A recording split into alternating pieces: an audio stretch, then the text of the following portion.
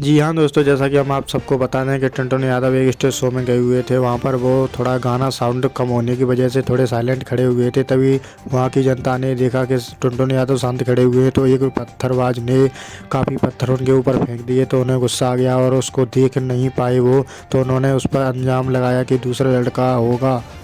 वहीं पर टुनटुन यादव गुस्सा से लाल होकर बोले कि मैं ये स्टेज शो नहीं करूंगा। तभी उनके साथियों ने पूछा कि कौन था वो लड़का जिसने इन पर पत्थर फेंका है। तो सारे बंदे इकट्ठे हो गए और वहां पर बवाल हो गया। स्टेज शो बंद करके टुनटुन यादव गुस्से से लाल हो गए। वहीं पर नीचे जो लड़के खड़े हुए थे वो मजा ले रहे थे। टुनटुन यादव बोल के तभी लड़कों ने गुस्से में बोला कि तुम ऊपर ही रहो। उनका गुस्सा तो आप देख ही रहे होंगे सामने।